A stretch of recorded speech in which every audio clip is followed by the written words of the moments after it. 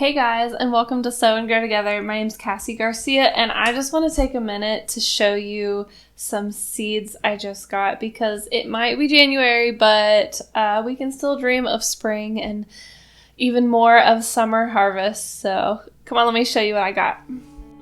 Hey, and welcome. We are three families who come together to help each other grow in our faith, family, homesteading, and whatever else life throws our way. Join us on this journey as we sow and grow together. There's just something about, in the depths of winter, looking at seeds and planning your garden and getting all excited. And don't get me wrong, I am in no way an expert in any of this. I am just figuring it out as I go. I have killed more plants than I have successfully grown. And we so far have only had small gardens where we are eating during the summer and enjoying our harvest then. We haven't really even grown enough to bother preserving, although we've practiced some methods of preserving just to kind of get our feet wet a little bit in that whole realm, because I want to be ready when we do have a big harvest that I have canned before I've fermented, dehydrated, all these methods of preserving the harvest. I want to dip my toes in the water here. And then when we do have more property, when we have more space and more time allotted to gardening, that I will be prepared. But I had a day a couple weeks ago where I was just kind of glum and sad about the gross weather and how long it is until spring. So I sat up with my feet by the fire and got my laptop, and I'm going to show you what I did to give us a little bit of a head start on this spring. Because one thing we know is that if you don't plan something, probably nothing will happen. Now, will everything go according to the plan? Probably not, but we can at least try. But let me show you what came from all of this. I'm so excited. I've got these lovely seed packets that I'm going to just walk you through a few of the things we got just to get ourselves started. And there's other seeds we're going to get locally that I wasn't as worried about doing different varieties. But I wanted some things that were unique, that I could not just go to the grocery store and buy. I wanted things that could be special in our garden and really motivate us to want to spend time there and put forth all the effort. So I'll walk you through a few of these. And isn't it nice when they just come in these beautiful packages? It's so pretty and lovely and enjoyable to look at. All right, so I started with some things I want to start early that can grow even in colder weather, like the spinach and lettuce. And I'm going to try even growing some of them indoors and just kind of getting a head start, because we want some leafy greens as part of our diet, and I really want to be able to source that here at home. So spinach and lettuce is something that can do that for us. I got these because I saw them on their website, and I used to grow these. It was one of the, before I grew any vegetables, when I was just growing flowers, and they were beautiful, and they brought me so much joy. And somehow, through a couple moves to where we are now, I lost the last few seeds, or they didn't sprout. And so what I used to always do is they would grow beautifully over as a beautiful vine. Even the leaves are so... I don't know, they're just these variegated leaves with the purple veins are gorgeous. The flowers are beautiful and they smell nice. And I guess the beans are edible if you cook them. But mostly I just wanted these for nostalgia and because they're beautiful. And I want to just cover up some fences or something with something pretty. And I bought these seeds.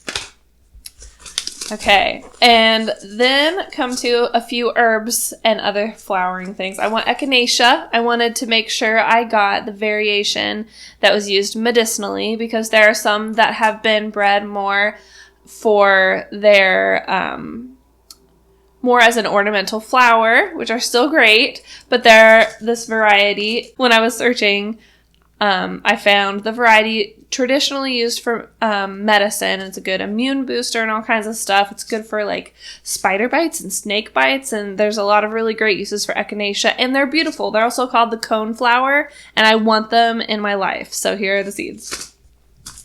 I decided to try out stevia. If anyone's ever grown this and had a great success or any tips, I'd love to hear it because this will be our first time. I got some basils. I love basil. I love the herb basil. And I just last year, maybe the year before, discovered the huge variety of basils. And I could do a video just of that particular plant because we started using cinnamon basil, Thai basil, lemon basil. Oh my goodness, the variety is just, there are so many and they're so unique and they're so great for so many uses. We used them to make some summer teas, like cold teas that were so refreshing and delicious. And the depth of flavor from these plants is incredible. So I know that I have plenty of regular basil, like Italian basil that you use for cooking. But I really enjoyed the cinnamon basil, so I got some seeds from that. And one thing I have not been able to find locally at any, even of the smaller places around town, was holy basil, which is also called tulsi, Tulsi. And it is, while you can use it just like any of the other, it's like a spicier Thai kind of basil. It's also very beneficial medicinally, has a lot of immune boosting properties, a lot of great benefits, and I want to grow this stuff. And once we start growing it, I can continue these plants. Now, if I have a bunch of different basils growing all together, they may cross-pollinate and I might get different varieties. But I can grow a holy basil, and as it's growing, I can take cuttings and start new plants with those that will be genetically identical to what I grew from this seed. So then I would not have to worry if there was any cross-pollination or anything like that. So I can continue holy basil as soon as I can get it started, and then I will just have it, and I'm so excited to do that. We decided we wanted to try amaranth last year, and it never really worked out for us. It is a beautiful flower, and there are a lot of varieties that are smaller, or you might see in flower gardens. These are large. They are the golden giant, and the grains on here, there's a tremendous amount of grain on each one, and you can harvest the grain and use it as a grain, and it's gluten-free and all that kind of stuff, and you can use it for recipes, and we want to try it out. And here we come on Tony's, this is some of Tony's favorite things is, I got my stuff mixed up here. We've got peppers. Now, I enjoy sweet peppers. This one looked really interesting. I got the ají cachucha. I don't know if I'm saying that right, but it's also called ají dulce. It's a famous pepper in the Caribbean and Latin American cuisine. It's supposed to be mild, not very spicy. And I'm just really excited to taste these different varieties because I have discovered I love the flavor of different peppers, and I'm really excited to try them out. We got these Chinese 5-color peppers, and these are a little more on the spicy side, and supposed to have really great flavor. They do take a little longer, looking at the reviews, a little longer to mature. And as do really a lot of the peppers, then a lot of the peppers take longer than many of the other things we're going to grow. So we actually will be starting these earlier than a lot of things, which I'll talk about. And then Tony's favorite, we have grown some of these. We've dehydrated some to make some pepper flakes. He's used some to make his own sauces, hot sauces. And that is the Carolina Reaper, one of the very hottest peppers in the world. So he is very excited about this. Warning for these, be careful if you even handle the seeds. Like, I thought, no big deal. We were going to save some seeds from last year. I went to just wipe them off the table with my hand into a bag, and the rest of the day my hand was burning. So those seeds are hot. And then we got some more garden varieties that maybe we couldn't find locally, like this Chinese green noodle bean. It's a really long green bean. It's supposed to have a good flavor, and I'm really interested in how we're going to grow this around our trellises. I'm excited about it. And of course, a sweet watermelon, because our kids like snacking on that, and I have not previously done very well with watermelon, so I'm excited to try this one out. And I also wanted to try carrots. We filled our raised beds by using some logs and different things to take up space, and it ended up not giving us very much depth for things that we needed to grow under the ground. So we have not had good success with carrots. So we're going to try some new things this year too. And then I never knew that I liked tomatoes because I've only ever tried them from the grocery store. And I'm like, well, I like salsa and I like things with tomatoes in it, but I don't really like tomatoes. Turns out I don't like grocery store tomatoes, and there are some really neat varieties. I have tried some homegrown ones that have made me realize that maybe I do like tomatoes, and we've made some really great things from the garden. But I'm excited to try some of these varieties. We wanted aroma tomato so that we can can some salsa and different things like that. This just looked really cool. It's called Alice's Dream, and it's very unique color. The flavor is supposed to be really good. There were good reviews from people who had grown it, and I'm just excited to have something beautiful and interesting in the garden. And then I found this spoon tomato. It is a super tiny, very concentrated flavor of cherry tomato, small cherry tomato. Micro mini fruit, they call it. Maybe the world's tiniest tomato. And I'm really excited for the kids to try this. I think that they would really enjoy it, and I'm excited to grow it.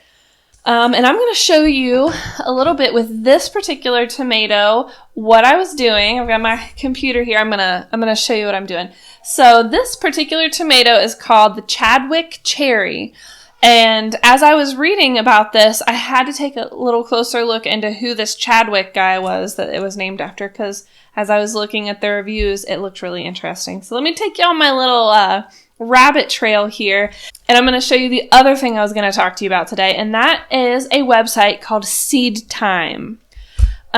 Really neat. I've seen some different things on YouTube about it, different like just advertisements on Facebook. On my day where I just kind of wanted to bury myself in the work of gardening, even in the winter, I really took a closer look at it myself, and it's really exciting and kind of neat.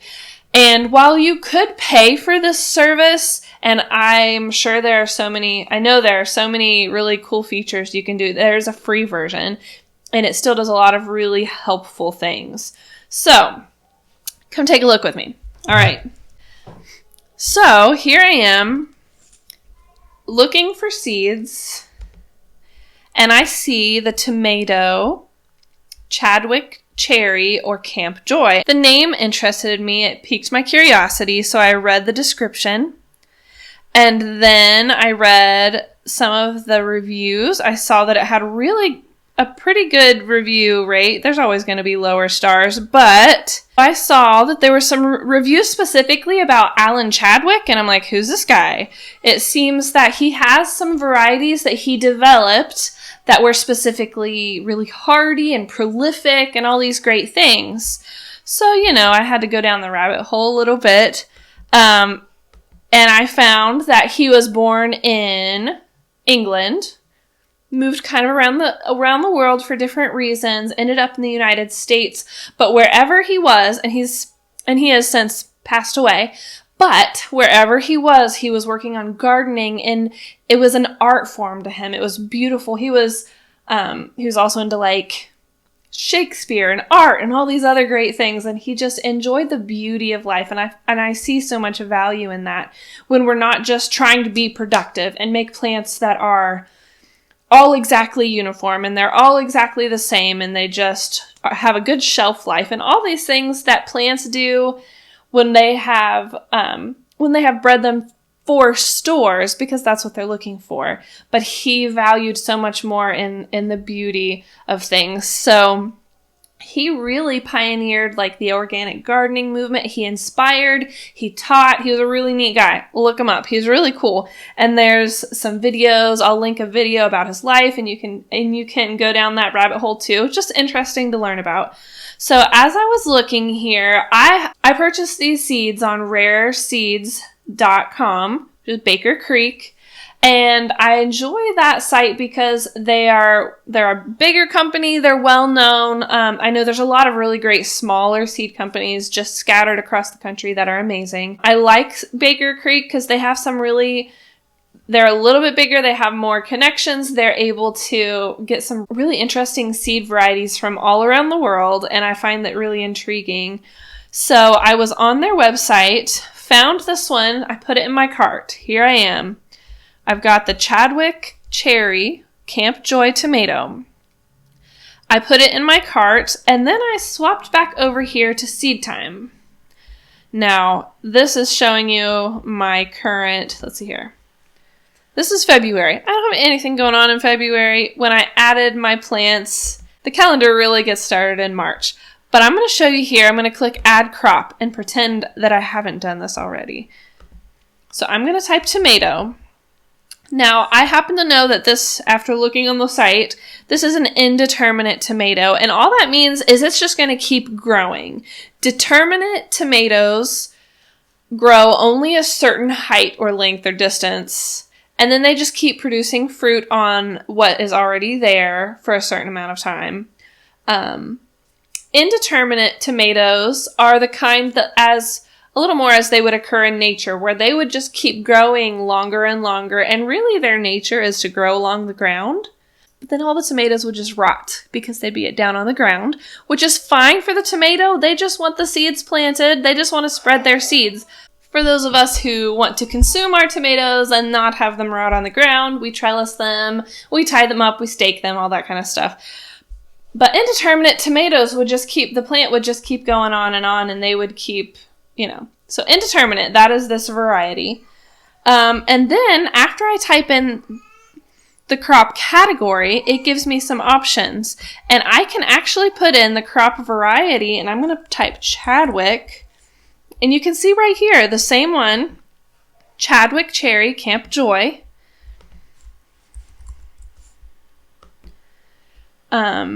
And then I can put my own little tag on there, my own little label, if I want to say something like, it gives the example of front yard tomatoes or raised bed or whatever you want to label that as so you remember. And you can customize the color so it stands out from other things you're putting on there. And you can go ahead and schedule it with all of its automatic features. When you create an account with SeedTime, you put in your location, your zip code, and things like that, and it automatically puts in your first and last frost date estimated for the year. So you don't even have to go look that up and try to count back and figure out when to start your seeds. It does all that for you, and that is so exciting to me. So I can go to the advanced settings and say the seeding date is relative to the frost, and I want to be... The season I'm looking at is spring and summer for when I want to harvest. And it put the seeding date as 6 weeks before my last frost. And if I want to edit any of this, I can. It's just what automatically shows up. Then it's asking me, do I want to direct seed or transplant? Most people will transplant. They'll start it early so they're ready to go in the ground. So I do want to transplant these. And it even puts in how long until they're ready to transplant. And all of these other things, how much you want to space them out, all these things. And I can go ahead and click schedule. I'm not, because I've already done this. And it puts it in my calendar, and I can find it. And my calendar is now telling me when I need to. You can see here in March, in the month of March, I've got the Chadwick tomatoes. And on the 18th of March, it's telling me that I need to start seeding my tomatoes. So I need to be planting the seeds indoors.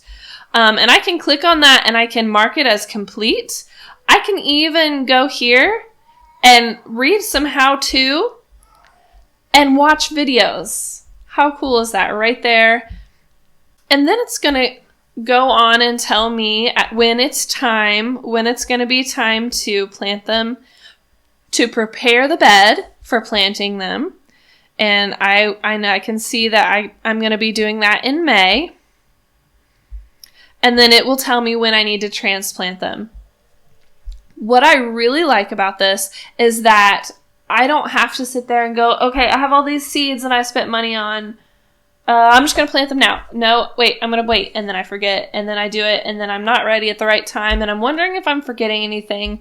But because I'm putting it in my calendar, I know it's going to tell me when I look for the week. They do have a mobile version you can use on your phone, but it does not have all the features that you would find on the computer. But I could, at the beginning of the week, open up a computer, take a look at my calendar, and see, okay, this week, what do I need to be doing? I don't have to wonder if I'm forgetting anything. So I think this will be really helpful, and I'm excited to see how that changes our gardening this year. I've seen a lot of great things, a lot of great reviews from different people, so now, I am not recommending this because we get any kind of money from them or anything. I'm just showing you what new exciting thing I'm using, and maybe it can help you too.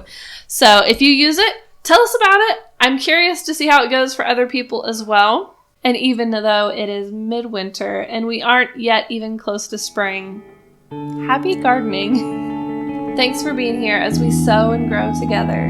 If you haven't already, don't forget to like and subscribe. Thanks, guys. Have a great day.